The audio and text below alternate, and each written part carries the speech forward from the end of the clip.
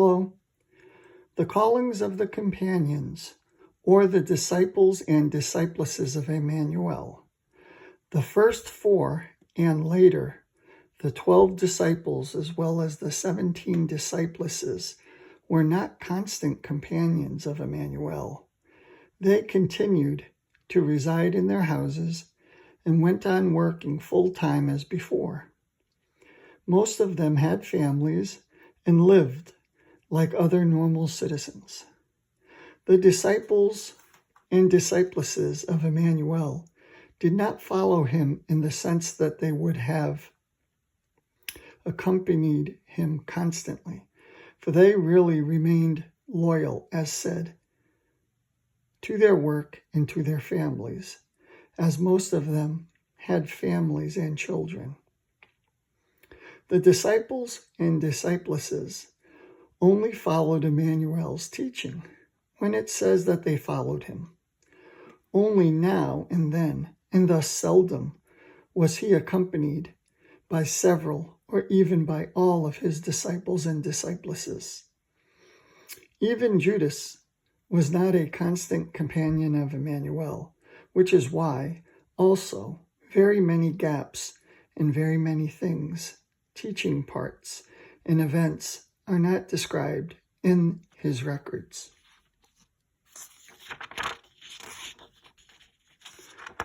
Chapter 5. The instruction on the mount. Number 1. When Emmanuel saw the crowd of people following him, he went up a hill and sat down, and his few disciples and discipluses accompanying him came to him.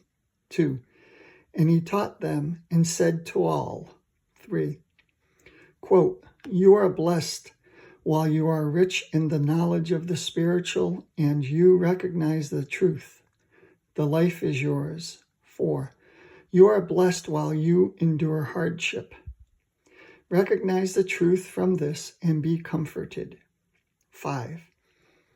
You are blessed while you live spiritually in a consciousness-based manner, in consonance, harmony, for love and peace and wisdom are yours.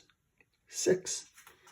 You are blessed while you suffer hunger and thirst for truth and knowledge. You shall be satisfied. 7. You are blessed while you follow the laws and recommendations. You live according to the regulation of the creation, according to the plan of creation. 8. You are blessed while you are of a pure conscience. You need not fear. 9. You are blessed while you are ones who have knowledge about the laws and recommendations of the creation. You are not enslaved by a false and confused teaching. 10. You are blessed while you are fair ones. Nature is subject to you. 11. You are blessed while, for the sake of the truth and the teaching, a human being defames and persecutes you and speaks all manner of evil against you. Thus, he or she lies about these. Explanation, blessed. Blessed means a state of being delighted, being elated, being cheerful, being glad, being rapturous, being joyous, being happy, being jolly, being reassured, being jubilant, and being enchanted. 12. So be of good cheer and take comfort, for your life today and the life of your next self, your next personality, will reward you. For so have the defamers of the truth persecuted the prophets who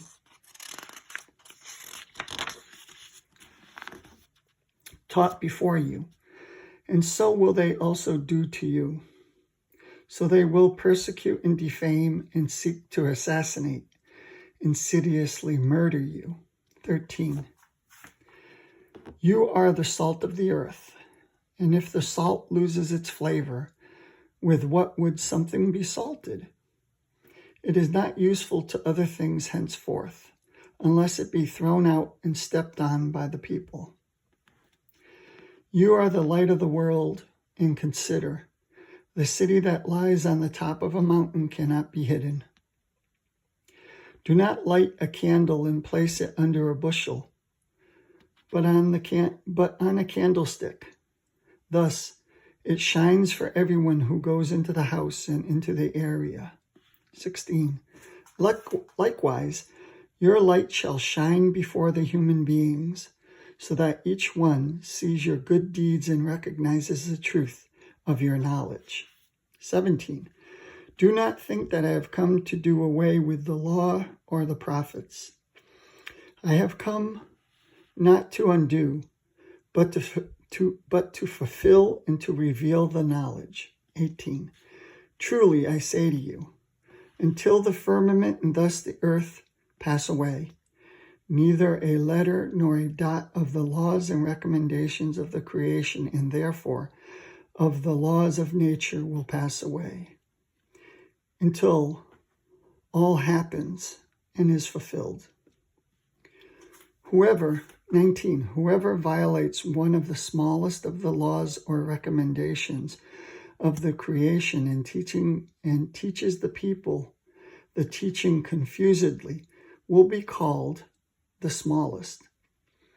But whoever spreads the teaching truthfully will be called great and will receive the thanks of the spirit consciousness and of the human beings.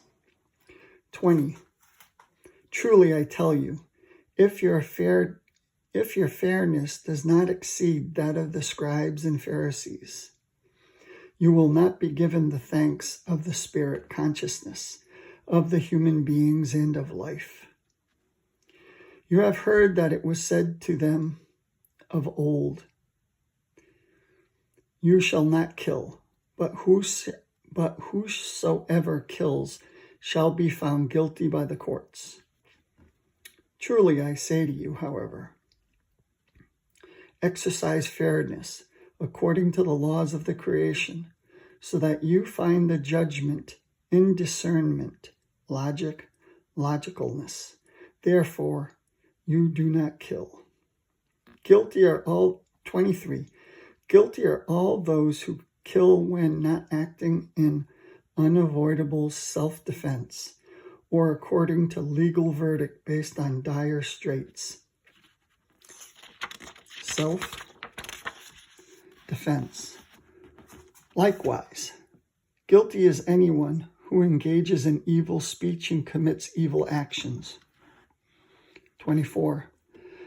Only fairness according to the laws of the creation and nature produces a judgment and discernment. Logic. 25.